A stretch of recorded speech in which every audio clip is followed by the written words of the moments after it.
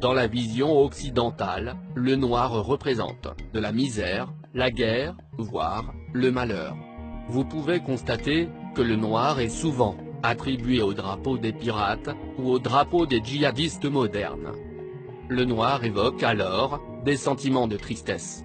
On parle d'idées noires pour exprimer la négativité.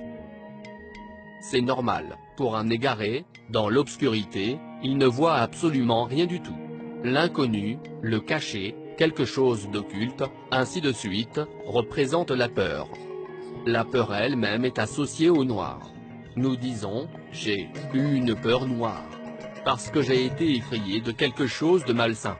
Et le noir a toujours été l'opposé du blanc, généralement considéré comme le bien, la pureté, la paix, le salut et j'en passe. En dehors de la zone d'influence de l'Occident, ce que vous appelez couleur noire peut avoir d'autres associations symboliques.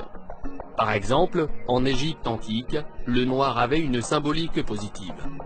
Dans la langue des pharaons, le verbe kem, qui est tiré du mot noir, veut dire mener à bien, s'élever à, accomplir, mais aussi être noir. Le mot kem veut dire aussi complet, parfait, élévation. Parfait. Voici un terme très intéressant qui pousse à la réflexion.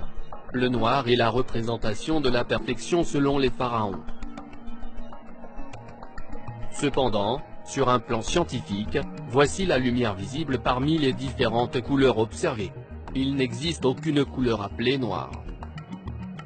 Pourtant, vous voyez ce que vous appelez noir, en infrarouge ou en ultraviolet.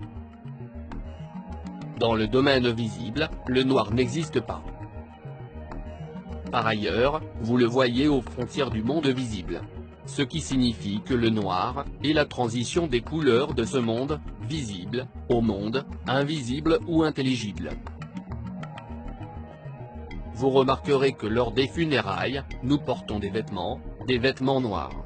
Le noir n'exprime pas la tristesse. En réalité, il représente l'élévation de l'âme. Toute couleur se traduit par une quantité électromagnétique. Par exemple, si vous faites une expérience en diminuant n'importe quelle couleur visible, vous aurez la couleur blanche, mais lorsque vous accentuerez cette même couleur, ou lorsque vous lui donneriez plus d'intensité, elle deviendra ce que nous appelons noir. Les termes accentués, intensifiés, augmentés, relèvent d'une élévation, ou une augmentation de l'énergie.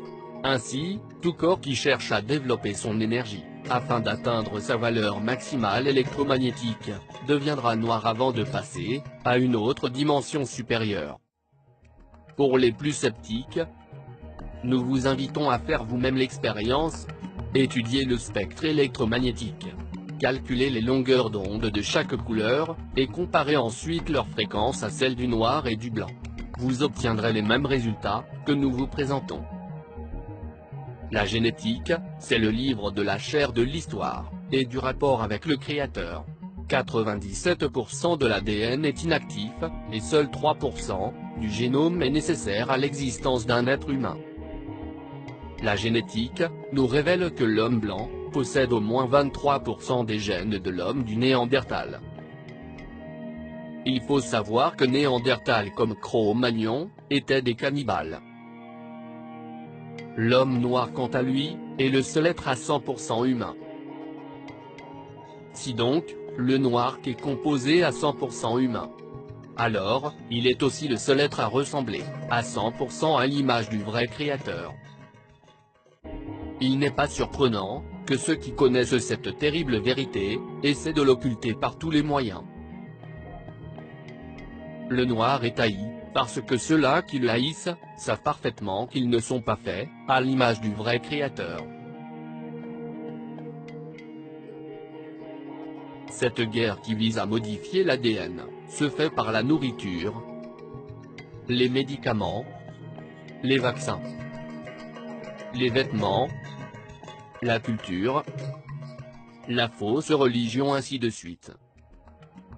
De tout temps, les Africains éclairés savaient parfaitement que lorsque vous voulez détruire un pays, vous n'avez pas besoin de faire des guerres sanglantes, il vous suffit de détruire son système éducatif, et d'y généraliser la corruption.